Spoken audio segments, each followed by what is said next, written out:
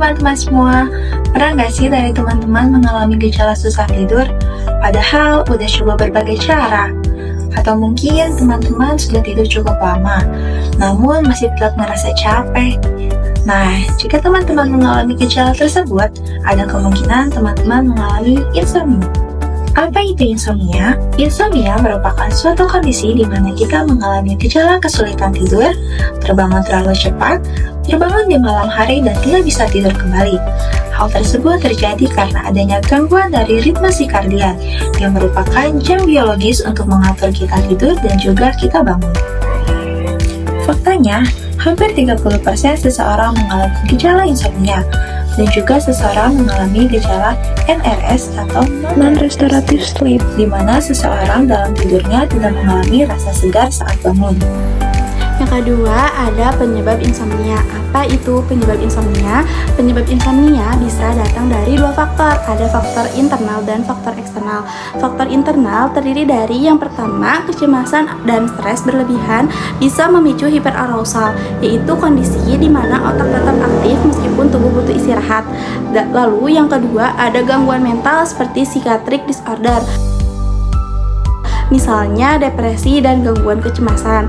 Yang ketiga, ada faktor usia, juga berpengaruh terutama pada lansia yang sering mengalami difficulty maintaining sleep atau DMS, atau disebut juga kesulitan mempertahankan tidur.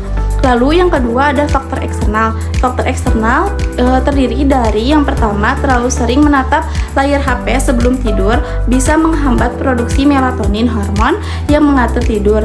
Lalu yang kedua ada konsumsi kafein berlebihan seperti kopi, teh atau minuman energi.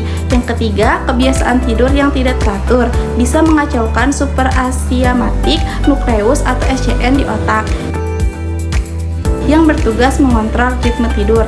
Lalu yang keempat, lingkungan tidur yang tidak nyaman juga bisa memicu elektroencephalografi atau EEG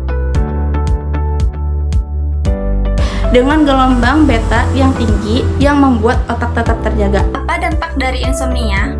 Jika insomnia dibiarkan terus-menerus, maka dapat memperburuk efeknya. Adapun beberapa efek buruknya, yang pertama, gangguan kesehatan mental yang dapat memicu stres, kecemasan, bahkan depresi. Yang kedua, menurunkan konsentrasi dan produktivitas sehingga mudah lupa dan susah fokus. Yang ketiga, meningkatkan resiko penyakit seperti tekanan darah tinggi, diabetes, hipertiroid, bahkan penyakit jantung. Yang keempat, beresiko saat berkendara. Kurangnya tidur dapat memberikan refleks lebih lambat sehingga beresiko menyebabkan kecelakaan. Bahkan dalam beberapa kasus, insomnia dapat menyebabkan hipersomnia. Selanjutnya, ada bagaimana cara mengatasi insomnia. Insomnia dapat diatasi dengan beberapa cara berikut. Yang pertama, jaga pola tidur yang teratur. Tidur dan bangun di jam yang sama setiap hari untuk menjaga homeostasis tidur. Yang kedua, kurangi pemakaian gadget sebelum tidur. Cahaya biru dari layar HP dapat menghambat produksi melatonin. Yang ketiga, hindari konsumsi kafein dan alkohol pada malam hari, karena kafein bekerja dengan menghambat reseptor adenosin yang seharusnya membuat kita mengantuk. Yang keempat, ciptakan lingkungan tidur yang nyaman. Pastikan kamar gelap, suhu ruangan pas, dan gunakan kasur yang nyaman. Yang kelima, lakukan relaksasi sebelum tidur. Bisa dengan membaca buku atau meditasi untuk mengurangi aktivitas orexin yang bertugas menjaga kita tetap terjaga. Yang keenam, olahraga secara teratur. Tetapi olahraga tersebut jangan dilakukan dekat dengan waktu tidur, karena dapat meningkatkan kadar non-adrenalin yang membuat kita lebih waspada. Jika insomnia masih berlanjut lebih dari beberapa minggu, sebaiknya konsultasikan ke dokter, dan biasanya dokter akan melakukan pemeriksaan polisomnografi. Bagaimana cara kita mengatasi insomnia? Untuk insomnia yang ringan, dapat menerapkan pola tidur sleep hygiene atau kebiasaan tidur yang sehat.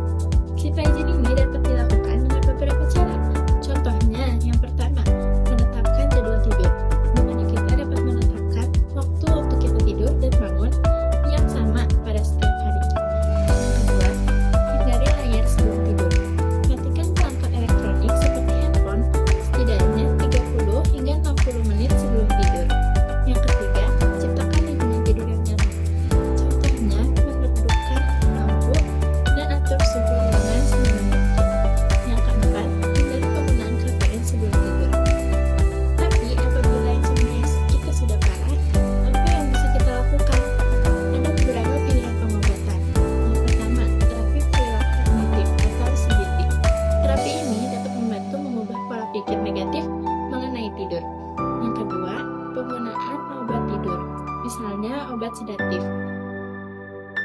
di mana obat sedatif ini dapat menenangkan sistem saraf pusat agar lebih mudah untuk tidur. Yang ketiga, dengan mengonsumsi obat suvorexan.